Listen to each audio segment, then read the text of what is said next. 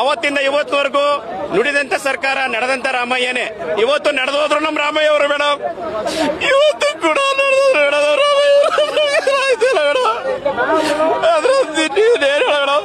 ಕೇಂದ್ರ ಸರ್ಕಾರಕ್ಕೆ ನಾವು ದಂಡಿಸ್ತೀವಿ, ರಾಹುಲ್ ಗಾಂಧಿ ಅವರಿಗೆ ದಂಡಿಸ್ತೀವಿ. ಇದು ಮಾಡಿದ್ದು ರಾಹುಲ್ ಗಾಂಧಿ ಸಾಹೇಬರು ತುಂಬಾ ನಮ್ಮ ಸಾಹೇಬರಿಗೆ ದೊಡ್ಡ ಆಘಾತದ ನಾವು ಮೇಡಮ್. ಇದು ತಡ್ಕೊಳಕ್ ನಮ್ಗೆ ಇವತ್ತು ಶಕ್ತಿ ಇಲ್ಲ ಮೇಡಮ್. ಮುಂದೆ ಹೇಗೆ ಕಾದ್ ನೋಡ್ತಾರೆ ಬಿಡಿ ಮೇಡಮ್. ಇಡೀ ರಾಜ್ಯ, ಕೇಂದ್ರ, ಇಡೀ ದೇಶ ವಿಧಿ ಹೊರಡೆಲ್ಲ ನೋಡ್ತಾರಲ್ಲ ಮೇಡಮ್. ನೋಡ್ಲಿ ಮೇಡಮ್, ನಮ್ಮ ಸಾಹೇಬರು ಕೊಟ್ಟಂತ ಅನುದಾನ 1, 2 ಮೇಡಮ್.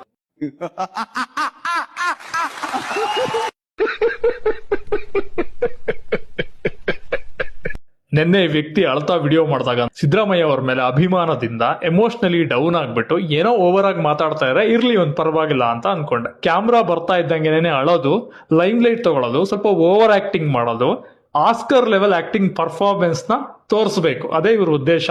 ನೋಡಿ, ಆರಾಮಾಗಿದ್ರು ಕ್ಯಾಮ್ರಾ ನೋಡಿದ ತಕ್ಷಣ ಅಳು ಬಂದ್ಬಿಡ್ತು, ದುಃಖ ಬಂದ್ಬಿಡ್ತು ಒಂದೇ ಸಲ. ಅನ್ನರಾಮಯ್ಯ ಅಂತೆ, ಸಿದ್ದರಾಮಯ್ಯ ಅಂತೆ ಶುರುವಾಯ್ತು ನಾಟಕಗಳು. ನಾನು ಹೇಳ್ಕೊತೀನಿ, ಬೇರೆಯವ್ರು ಹೇಳಲ್ಲ.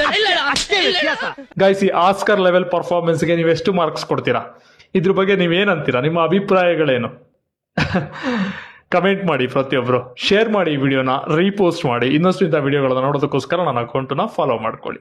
ಸಿದ್ದರಾಮಯ್ಯ ನಿನ್ನ ನೆಂಬಿದೆ, ಈ ಜಗವೆಲ್ಲ ನಿನ್ನ ನೋಡಿ ನೆಂಬಿದೆ, ಈ ಮನವೆಲ್ಲ ಬಾಳ ನೊಂದಿದೆ. ಸಿದ್ದರಾಮಯ್ಯ ನೀನು